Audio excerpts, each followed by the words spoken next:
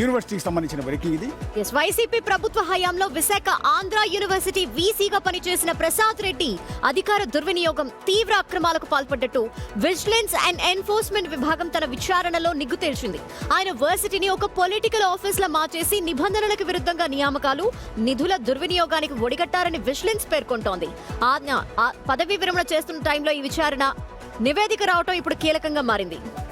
మాజీ వీసీ ప్రసాద్ రెడ్డిని వెంటనే సస్పెండ్ చేయాలని, ఆయనతో పాటు అక్రమాలకు సహకరించిన మరో 44 మందిపై క్రమశిక్షణ క్రిమినల్ చర్యలు తీసుకోవాలని విజిలెన్స్ కోరింది. నిబంధనలు ఉల్లంఘించి తీసుకున్న నిర్ణయాల వల్ల వర్సిటీలో దాదాపు 10,60,00,000 రూపాయల మేర అవకతవకలు జరిగినట్టుగా ఐడెంటిఫై చేసింది. వీసీ కార్యాలయం కేంద్రంగా వైసీపీ అభ్యర్థుల ఎంపిక, ఎన్నికల ప్రచార వ్యూహాలు నడిపారని, అధ్యాపకులతో కలిసి ఓటర్లను ప్రభావితం చేశారనే ఆరోపణలు కూడా నిజమని తేలింది.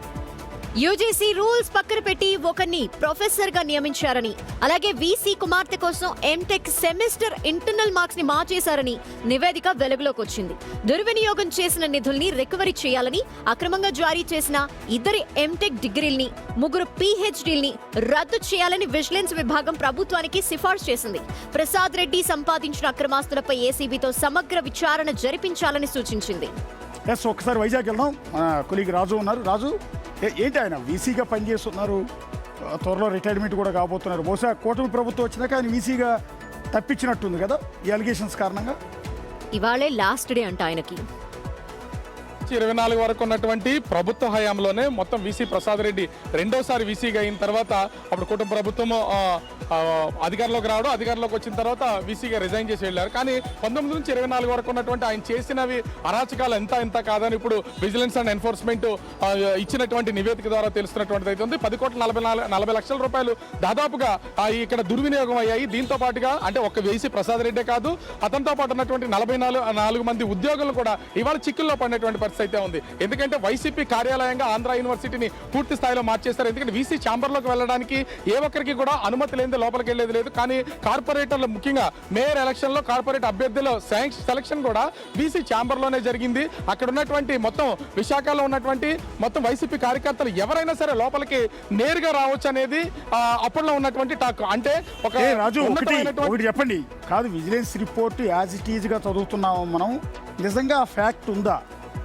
అంటే పొలిటికల్లీ టార్గెటెడ్ ఇది, లేకపోతే నిజంగానే తప్పు చేశాడు ఆయన అనేది మన క్లారిటీ కావాలి. యాజ్ ఎ రిపోర్టర్గా మీరు అది లోపలికి వెళ్ళి ఎంక్వైరీ చేయాలి. అంటే ప్రస్తుతం మనం ఆంధ్ర యూనివర్సిటీ దగ్గరే ఉన్నాం. గతంలో వీసీగా పనిచేసినటువంటి ప్రసాద్ రెడ్డికి సంబంధించి కొన్ని అవకతవకలు ఖచ్చితంగా జరిగాయి. అదేవిధంగా వైసీపీ కార్యాలయంగా మార్చి లోపల కార్యకలాపాలు జరిపారన్నది కూడా వాస్తవం. ఇందులో ఏసీబీ సృష్టించినటువంటిది అయితే ఏమీ లేదు. కానీ ఒక విధంగా చెప్పాలంటే వీసీగా ప్రసాద్ రెడ్డి ఉన్నటువంటి సమయంలో ఎన్నో బిల్డింగ్స్ నిర్మాణం అయితే చేపట్టినటువంటిది అయితే ఉంది. వాటిల్లో కొంత నిధులు దుర్వినియోగం చేశారనేది ఇక్కడ స్పష్టంగా తెలుస్తుంది. ఆ బిల్డింగ్స్ నిర్మాణం చేపట్టినప్పుడే ఈ 10,40,00,000 రూపాయలు కూడా దుర్వినియోగం అయి ఉంటుంది అనేది ఇప్పుడు ఎన్ఫోర్స్మెంట్ వాళ్ళు ఒక నివేదిక అయితే ఇచ్చినటువంటిది అయితే ఉంది. కానీ గతంలో పూర్తి స్థాయిలో వైసీపీ కార్యాలయంగా మార్చేస్తారని చూద్దాం. అంటే విజిలెన్స్ రిపోర్ట్ ఇచ్చింది, దాని మీద ఏమి యాక్షన్ తీసుకుంటారు ఏంటనేది చూడాల్సి ఉంది. రెండోది పొలిటికల్ అలిగేషనా, పొలిటికల్లీ టార్గెటెడా ఏంటనేది కూడా చూడాలి. అంటే ప్రసాద్ రెడ్డి వెర్షన్ కూడా మనం వింటే తప్ప రెండో కోణం ఏంటనేది మనకి తెలిసే అవకాశం లేదు. ఎందుకంటే ఆయన మీద ఒక యూనివర్సిటీ వీసీ మీద ఒక పొలిటికల్లీ అఫిలియేటెడ్ అని, వైఎస్ఆర్ కాంగ్రెస్ పార్టీకి అనుకూలంగా పనిచేశారు అనే ఆరోపణలు రావటం అనేది ఫస్ట్ టైం అనుకుంటాను బహుశా.